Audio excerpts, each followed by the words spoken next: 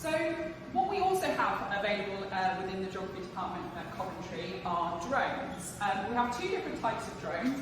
We've got our smaller drones here, which are our parrots. These are what we call our teaching drones. You can see they're obviously much smaller, much lighter, easier for you to get to grips with using for the first time. What we will do within the GIS and the remote sensing modules is teach you how to use drones in terms of their uses, what they might be used for in terms of surveying and collecting information when you're out in the field. But we also teach the law and the health and safety aspects of drone flying as well. And that's something that's quite important as part of, obviously, if you were to collect any information using these drones. So you will complete that as part of your module, as part of the GIS or geospatial module. And then you would have an opportunity to actually have a go at flying these smaller drones as part of that module as well. So having a go in a safe, confined environment, just using our smaller parrot cameras, as well as analysing that data and doing something with the data once you've collected it as well. What we've got here is our slightly larger drone, and we tend to use this for more dissertation or research purposes. So all of us within Coventry in the geography department are research active. So we use drones like this as part of research as well as part of your dissertation in your final year. We can take this drone out into the field and collect information through surveys. It depends on what you want to do, but we can collect very high quality, high definition information that is related to this. So that might be the 3D structure of the environment that we're collecting information for, or it might even be something like the vegetation, the type of vegetation, or the health of that vegetation that we're collecting the information for in the field. So I'm going to stand back now. It's going to get a little bit noisy, and John is going to give us an example of a larger drone just having a flight around our lab today.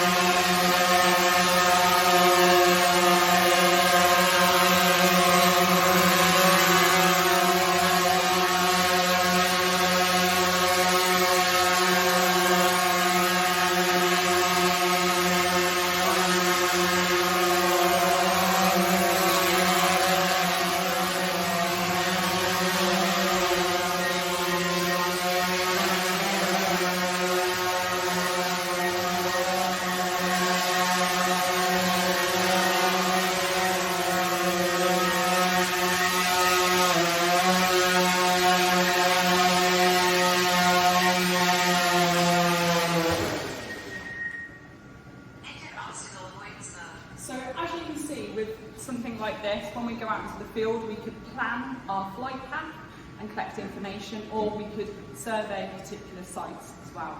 So this can be used, as I said, within the field, but for many different environments and for many different purposes.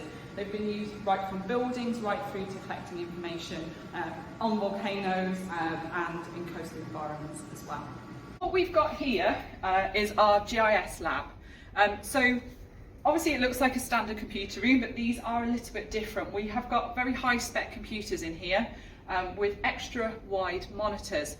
The spec of our computers is a little bit more high processing power because as part of your geography degree you will do a little bit of GIS and remote sensing, and then even a little bit more if you were to take those optional modules. GIS and remote sensing involves spatial data, so data with a location, and it allows you to map that data and look at the world and what it looks like from above using satellite data. So we need computers that are a little bit of a higher spec to be able to process that data in sufficient detail. So in a normal classroom or a computer workshop, you would come into here and you would be given a practical that you will work through with support from us as the lecturers. So if we just come around to the first two computers, I've got a few examples for you today. What we have is a number of specialist pieces of software, things like ArcGIS, which you may have heard of before, QGIS, and then remote sensing software such as Envy. Now these are all available on all of the campus computers across the whole of Coventry, so the library as well as different buildings as well as teaching rooms as well. The software is also available to you if you have a Windows computer. If you have a Windows computer, you can install them onto your personal laptops and be able to use them at home as well. But the software both do slightly different things. So this one, for example, is a piece of remote sensing software, and at the moment it's quite dark, but what you can see is a satellite image. What you can do though is start to play around with the data, and you might decide you want to display that data in a slightly different format. And once that has done, you can see that it changes the visualization of that data.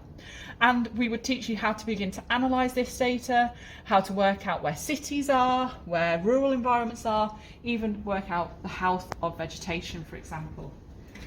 Moving on to our other piece of software that I'm just giving you an example of is ArcGIS or ArcMap, and that is a piece of mapping software.